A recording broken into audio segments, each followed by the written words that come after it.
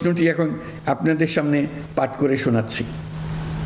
প্রশ্নটি হবে এরকম: আপনি কি জুলাই জাতীয় সনদ সংবিধান সংস্কার বাস্তবায়ন আদেশ 2025 এবং জুলাই জাতীয় সনদের লিপিবদ্ধ সংবিধান সংস্কার সম্পর্কিত নিম্নলিখিত প্রস্তাবগুলোর প্রতি আপনার সম্মতি জ্ঞাপন করছেন?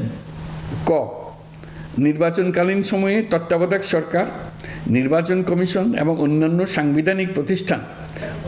সাংবিধানিক প্রতিষ্ঠান জুলাই সনদে বর্ণিত প্রক্রিয়ার আলোকে গঠন করা হবে। খ, আগামী সংসদ হবে 2 কক্ষ বিশিষ্ট। জাতীয় সংসদ নির্বাচনে দলগুলোর প্রাপ্ত ভোটের অনুপাতে 100 জন সদস্য বিশিষ্ট একটি উচ্চকক্ষ গঠিত হবে এবং সংবিধান সংশোধন করতে হলে উচ্চকক্ষের সংখ্যাগরিষ্ঠ সদস্যের অনুমোদন দরকার হবে।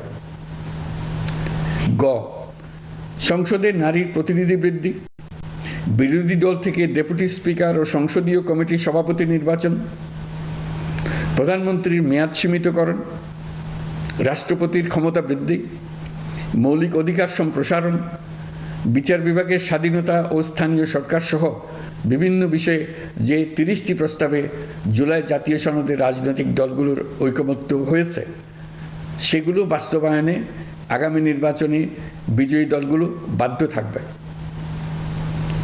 ঘ, জুলাই সনদে বর্ণিত অন্যান্য সংস্কার রাজনৈতিক দলগুলোর প্রতিশ্রুতি অনুসারে বাস্তবায়ন করা হবে।